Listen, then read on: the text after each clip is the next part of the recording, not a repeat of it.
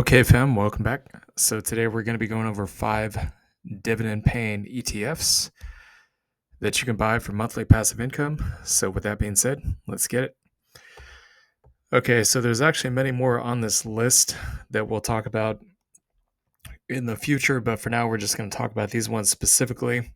So the first one I want to start with here is actually going to be FEPI. I know it's kind of a funny sounding name. I didn't name that. The guys over at RegShares did, but it is what it is. Doesn't matter as long as it pays passive, steady monthly income. That's all we care about. Okay, so taking a look at the price history of FEPI, you guys can see this thing based on inception. It was listed at $51.67. Again, this thing's been out for roughly about a year, so we've had not quite, but almost about a year of history on this. In terms of trading, you can see it's mostly just gone sideways. The markets have actually gone up. If I go over here to the SPX, I guess I probably shouldn't be using the SPX. Let's actually go with the NASDAQ. You guys can see that the NASDAQ has actually gone up during this time frame. Again, you have to understand that FEPI is a high yielding dividend ETF. So basically, you're giving up a little bit of the share price appreciation in exchange for passive income. Whereas I would consider something, if you're looking for the polar opposite of this and you're saying, well, I don't want to get the passive income and then have to worry about this thing going down. Again, it's been out for a year. It has not gone down. And every time it has dropped, the price has gone back up pretty substantially. Another version of this that does actually have massive price appreciation and does pay slightly less in dividends, that's roughly about the same price, would be something like GPIC. Again, this is the Goldman Sachs, basically a covered call ETF, and this is, as far as I know, I'd have to go back and look at this, but this is based on the entire NASDAQ, whereas FEPI is based on only like 15 stocks, okay? So the price hasn't been too awfully terrible. It's pretty much the same price that it was already. As for us, we collect roughly about $120 a month on this, so that's completely passive. Don't have to do anything. You just hold the shares and then just kind of let it ride and do its thing, and not really do much of anything else. Just collect the passive income every month. So you can see the current price and then the share count here. And I'm not going to go over the actual technicals on this one because, again, you can see it on Robinhood. There is a few that we will actually go over the charts with on this one. So as of right now, and again, we have kind of averaged down a little bit, but 56 was kind of sort of near the top. Again, we're not too worried about it. If it's undervalued, then we can always just average down. Again, for a passive income investor, averaging down is like a godsend from heaven because, again, the cheaper the share prices are, the more income you get for the same amount of dollars invested. Okay. Whereas the opposite is true when it's more expensive, the same amount of money buys you less in passive income. And, every passive income investor understands this.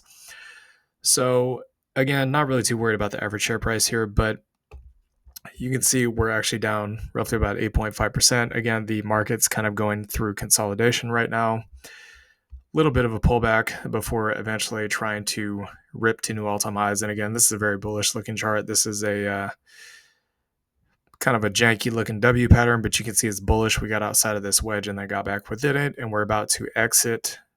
It looks like we're about to exit here pretty quickly the massive accumulation block that I have drawn out here. I also have a couple of these on the SPX just to kind of further the point here. You can see we're in one right now. And there was one back here during the bear market, and it was pretty obvious when this thing was going sideways that it was going to go up. But regardless, we don't have to do anything for this, just collect $120 a month. Now, in terms of the total return, I don't have those exact numbers on hand, but I will go over this with you guys. So on RegShares website, you can see here, this is the ETF, and then they have some fun facts about it, like the hilarious ticker symbol they got on here. And again, every time I think about that, it kind of just makes me laugh because it's almost so ridiculous sounding. We all make jokes. Dudes make dude jokes and stuff like that. If you're a guy, you know what I mean. So anyways, they have 384 million in assets under management. That's not really a lot compared to something like JEPI or JEPQ, but it's a decent amount. I mean, it's not bad. I mean, that's a lot of money. That's more money than most people on Earth have. So you can see the distribution. The yield rate here is pretty good, 25%. The average payment here is somewhere between $1.10 to roughly about $1.20, so very consistent. And again, this has been paying dividends since November of last year, so it's been 10 months of dividend payments, and it has not dropped. Actually, let me not say that because I'm not trying to jinx anything here, but what I will say is it's remained relatively consistent between 110 to 120. And you can kind of see some of the holdings here. Very big, large, futuristic type companies with large balance sheets, very large cap, mega cap kind of companies that are very stable. They have lots of liquidity, access to lots of liquidity because, as a corporation, the more money that you have, the more money that the banks are willing to lend you if you need it, especially at cheaper interest rates, which we're going into soon because the Fed is cutting. So you can see like Micron, AMD, NVIDIA, these are all chip makers. That's all for the future of AI and technology and stuff like that. And then you got Meta, Salesforce, Broadcom, Tesla, Apple, the big giants in the industry, the leaders of the NASDAQ. So you got all these big companies here. I don't remember what the expense ratio is. Let me see if I can find that. So 0.65. That's not too bad, all right? But in terms of total return, the thing I wanted to point out here is I did actually add all these numbers up. So I took the summation of all these numbers, okay, and I put it into a little calculator here. So basically $12.57 if you had bought this before the first dividend payment. Let's assume you bought 100 shares before the first dividend payment and you held that same exact 100 shares. Whether you repositioned into this on dips or not doesn't matter. As long as you collected the dividend and had the 100 shares before each X date. So it would have been a total of $12.57 per share. If you times that by 100, then the total return would actually come out to $1,257. So you can see that 1,257 is much greater than 480. So therefore, this thing is total return positive. But just to be completely sure about this, I'm actually going to go over here and I'm going to click on all dividends. As soon as it wants to pop up, here we go. So yeah, the share price number was roughly about minus, I think it was like minus 450, but you can see we have 110 here, 110, 110, 110. I mean, that already comes out to the 450, and then you have all these extras when we were kind of slowly scaling into this thing because it was still new. And yeah, so even with the recent drop in the share price, the total return is still positive. So this is a very good one for passive income. Again, with FEPI and the next one we're going to talk about, our goal was to get to at least minimum $100 a month in passive income from each of these. So we have succeeded with FEPI. Okay, so the next one I want to go over here is a newer version. This is AIPI. So this is more AI focused. So the companies that they have in this ETF theoretically should have something to do with AI, whether it's like chip making or some kind of future technology or anything like that. So you can see the dividend payments here are massive. I mean, they're roughly about 100, or basically $1.50 per share, or $150 a month if you have 100 shares.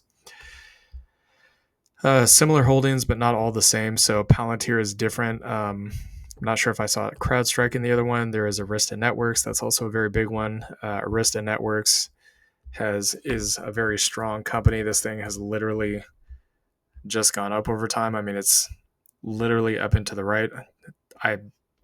I personally would not buy this because it's at all-time highs, but you can see how strong the share price performance of the stock is. So if the rest of the stocks in AIPI can do this over a long period of time, you can only imagine what the share price of AIPI would do.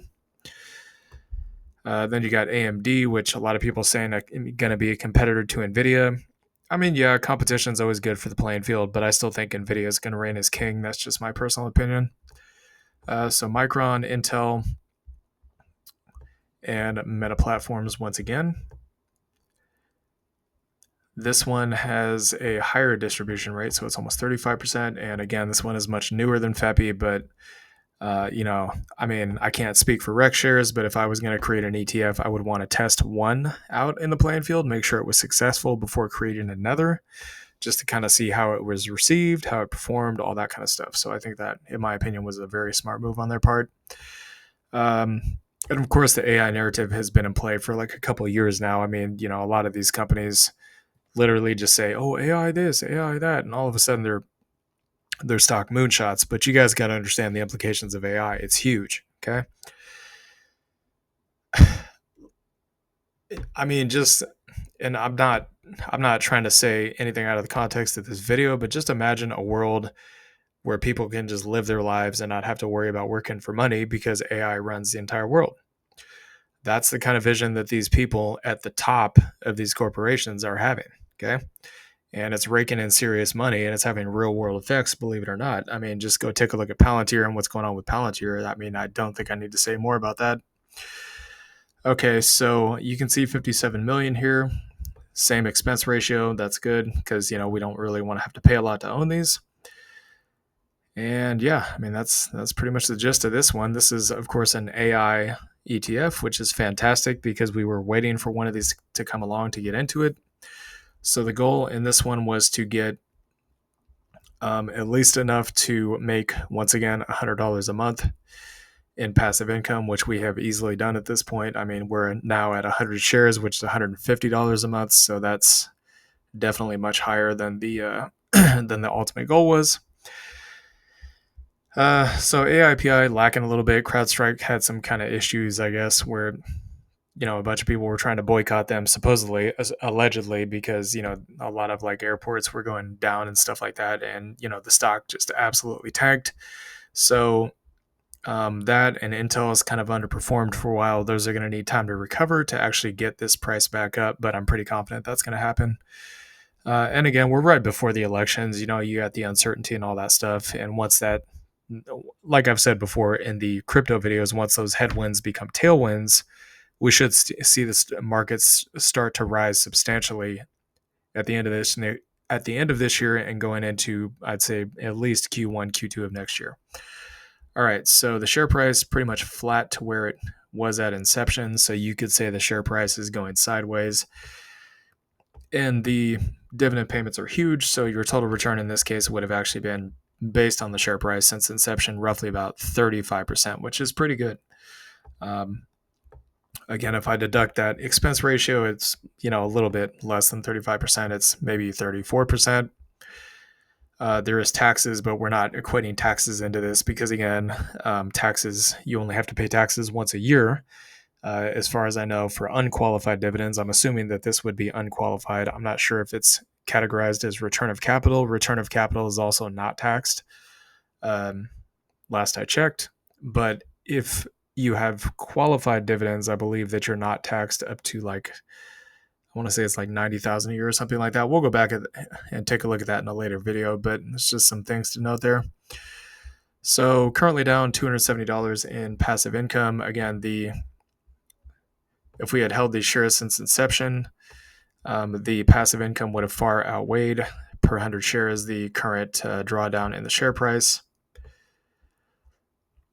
Okay, so we got, let's see here, 270 on the total return, or negative total return at this case. So you can see here, we were, based on the last two dividend payments, we're already positive territory. Okay, we're negative 70 on the share price because the share price of all the underlying stocks has not fully recovered yet, but still positive in terms of total return. We're up like roughly about $100 or so. So again, these pay relatively consistent passive income every month. It is very high, but it's still passive, consistent income every month. And that's what people that invest in dividend paying stocks care about, right? So some honorable mentions here I want to put into the video. And yes, we do have these. We do have QDT and XDTE is, these are the honorable mentions. So QDT and XDTE, you can see the current distribution rate is 31%. Again, this pays out based on the volatility and the movement of the market because this is options based, which means that the payments are going to be different. That's one of the reasons why it's not part of the top 5 that we're doing today, is because the dividend payments kind of really swing wildly. I mean, some weeks you get paid almost nothing. Some weeks you get paid extravagant amounts of money, like 56 cents per share per week, which is insane. But still, in my opinion, I think it's a good ETF to have to at least have, kind of some diversity and be able to get access to more passive income, which is always nice. Passive income as well that's not also being managed by the same exact crew that manages the FEPI and AIPI. So it's always good to have a little diversity among investment teams as well. So XDTE 22 cents, 29 or 23 cents in this case. You can see this one also swings wildly. But I think these two overall are actually pretty good stable ETFs. So I'm going to take a look at those real quick. So I'm going to go down to QDTE first. This is actually, we like having more exposure to the NASDAQ than the S&P because when it comes to options, volatility is king. If you want to get paid more in income, generally speaking, you want a more volatile stock, something like NVIDIA or Tesla, which pays huge dividends. Palantir is a great stock, but the volatility is nothing compared to, unless you're around earnings, it's nothing compared to something like NVIDIA or Tesla or Coinbase, which again would pay much more in premiums because the swings in the market are much greater. So QDTE down a little bit from inception. Again, we kind of had this crazy flash crash, which we have not fully recovered from yet. But as soon as the markets are consistently going up and we're getting these payouts, the price should, in theory, eventually come back to where it used to be. But again, when investing in dividend paying ETFs, it's all about total return. And of course, as an investor, you can always exit the position if you don't want to be in it. That's always an option. So XDTE, this one has been a little bit more stable. It's pretty much sitting teeny bit above the opening price here. It's been up some, it's been down some. If you have bought massively on these dips here, you would actually be up in terms of share price return, but in terms of total return, you should, unless you just bought at the top and didn't buy anything on the way down, you should,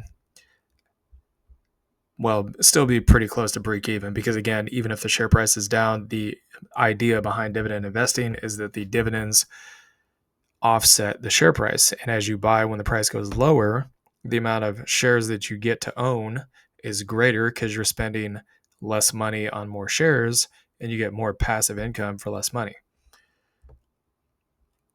So we have 78 of this and again 112 of QDTE.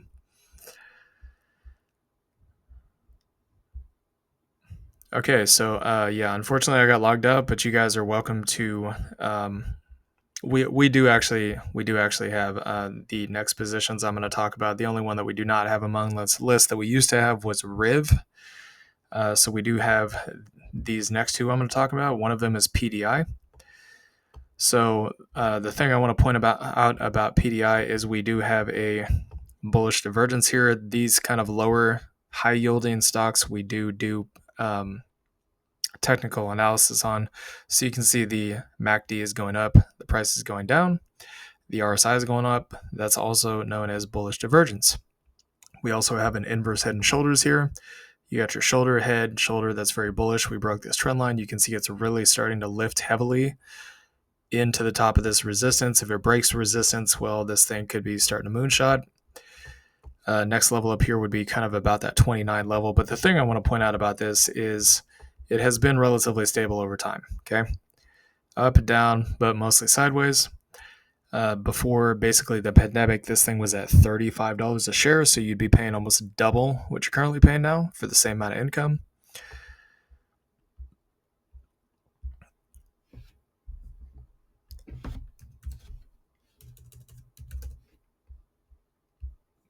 So our goal with these next three is to get at least $50 a month in passive income. Again, that's not necessarily easy to get to. It depends on, again, what the market's doing with the share prices, how much it pays, if it's consistent and all that kind of stuff. But you can see this particular ETF has actually raised its dividend over time, and it has consistently paid out 22 cents per share for almost an entire decade now. So roughly about a 13% yield. Again, it's not as high as something like FEPI or AIPI, but it is always good to have some diversity. If you want to know more about these ETFs that we're talking about here, of course, do your own research. But if I were just to run some numbers here to see how much $50 a month would be, I would say probably somewhere in the vicinity of about 225 shares is what would need to be owned here. So yeah, that's close enough. So 225 shares, we currently have about 70. So just to kind of figure some math here in terms of in terms of how much the total amount would cost to get to the $50 a month, which again is not as much as people think. It's actually really not that much. So the total amount invested to get to $50 a month with this particular ETF is only $4,600. Again, that is a lot of money for a lot of people, but if you're investing in dividend paying stocks, you're in this for the long run, and you are more than happy to pick up shares at a discount, as most investors would be. Okay, so the next one here is ACP. This one, unfortunately, has kind of gotten really smashed since COVID. God, I probably shouldn't be saying that on here. I meant to say the pandemic. Yeah, y'all didn't hear me say that. So anyways, so you can see that it kind of had a double top from the pandemic peak back here, roughly about 1250, but it has slowly decreased over time. So that is the unfortunate part. But I mean, the reality is what goes down must come up. Okay, eventually this thing is going to go back up. It's just a matter of time. And this thing has never, as far as I know, it's never reduced its dividends. So you can see, again, what's a kind of inverse head and shoulders pattern here. If I just mark this out, again, this is not going to be exact. I'll try to see if I can maybe get this. This is like a really, really ugly inverse head and shoulders pattern. It's hard to even know where to measure this one. So it probably looks something like that. If I do the measured move here, let's assume the breakout somewhere in November, because that would make sense. That's, after the elections. You can see the price would rise up to $8.57. If this were to truly play out, again, the share price appreciation here could be as much as 30%. So we have quite a few shares of this. Our average cost is about $7, so it's a little bit higher than this. But even at $7, I mean, the share price appreciation on this would be almost 20%. So maybe like $400 or $500 in price appreciation or whatever. So again, we're potentially creating a bottom here. I mean, we get an inverse head and shoulders off of support. That's a very bullish sign. Okay, it looks like the EMAs are slowly starting to try to curl up. That's always a very bullish sign too. And you can see last time we got at this bottom, what happened? We ripped straight up to that previous where we would find a double top, and then theoretically we bounced again at the bear market or at the flash crash lows back here in October or August. Well, okay, never mind. This was last year, so yeah, I don't know why it was so low this last year, but point being here is that we do have a double bottom. Okay, and that's a very bullish sign. So if it repeats what we saw before, then theoretically this thing should be going back up to 1250, 1260, somewhere there, which again is roughly about double in price.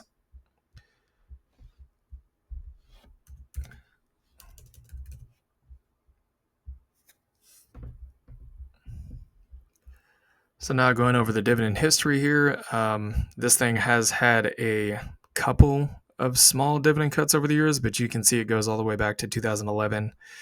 That's been almost 15 years ago, and this thing has not reduced from 10 cents basically since the pandemic. You can kind of see it right in here. So I'm kind of theorizing that this thing's actually going to give dividend increases going forward in time because, again, as the Fed cuts rates, a lot of these funds and businesses and whatnot can do business for a lot cheaper. So even still, it does pay roughly about a 19% yield. So it's a massive yield.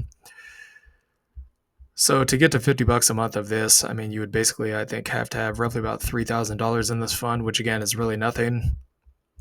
If you decided after some time you didn't like it and you're like, well, I don't like this fund because of whatever, it's not going up or whatever the case may be, then you can always sell it at a profit or a loss or whatever. A lot of people did that with RA when it dumped. We still held ours because we know how the markets work, but to each their own. So roughly about $3,300 to get to $50 a month. The next one I want to go over here, which has actually performed quite well. is Riv. Now it is down a lot since the Fed started raising rates. Again, they didn't raise rates back here, but a lot of these funds and institutions, they are smart money for a reason. They kind of know what's coming down the pipeline, so they probably started to sell off in advance. But you can see that we have been going up since this bottom here at $10. Again, that was kind of the pandemic low. Potential another double bottom, but if I were just to show you guys the price potential appreciation up here is massive, 44%. And the previous all-time high is 21 bucks. Again, they do change their dividends, I believe, once a year for this fund. And there is also a discount premium model. But the thing I want to point out here is that we do have a golden cross right here on the weekly as of March of this year. The last time we saw that was way back here in 2020. And yeah, I mean, it went up a lot. Almost 25%. And again, the RSI did get oversold back in October of last year. I'm not really sure why that is, but it just so happened to be at that time. So the other thing I want to point out here is that you guys can see that this thing can go up for quite some time before having a pullback, as is the case with most dividend paying stocks. Again, the RSI was sitting at the highs here for a very long time without actually selling off, as we've kind of been doing here. But again, this thing, in my opinion, is extremely undervalued. Just lots of headwinds, the Fed raising rates, all the craziness going on in the world, the hurricanes, the illegal invasion into the United States, politics, just all kinds of nonsense. So it doesn't surprise me that these prices are this cheap right now. But looking forward in 10 years, I'm expecting a lot of these dividend payers that we have on this watch list to go up in value.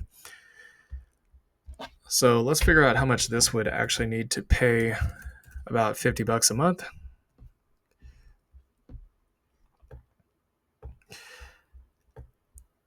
So it's currently sitting at about 13 cents per share, 12% yield. You can see it was slightly less last year. I'm expecting this to actually go up for next year. I'll have to look into this, but I'm not sure if they've already announced what it's going to be. But I believe CLM and CRF is actually slated to go up, so I don't see any reason why these wouldn't. But back during 2022, you can see it was at 17 cents, and it stayed there for a couple of years, kind of in that 17, 18 cent range for a long time. Then they cut, and then they raise slightly, so it does kind of fluctuate year to year. That's something to keep in mind. Okay, so my guess is you'd probably need roughly about 400 shares to actually get $50 a month. Yeah, so that's about right. So 400 shares times the current share price, $5,150 in total invested capital. And again, that's at these prices. If this thing goes back up to $20, that amount then becomes something like $8,000 total to get $50 a month. So obviously you would need a lot more to invest to get the same kind of effect here. And I mean, again, if you only had $50 a month coming from each of these, that's $250 a month. I mean, what could you pay for $250 a month? Even post-tax, let's say at a 20% tax rate, that's $200 a month. I mean, you could pay for maybe gas for the entire month. You could pay for groceries for the entire month. I mean, there's a lot of things you could pay for. You could even make a car payment on that, although that's debatable because I heard car payments are kind of expensive these days, but to each their own. So, I mean, it's a lot of money. There's a lot of places around the world where $200 a month is a lot of money. Not a lot for Americans, but it's a lot of money for a lot of other people. So anyways, hope you all enjoyed this content. Please like, comment, and subscribe, and I'll see y'all later. Peace.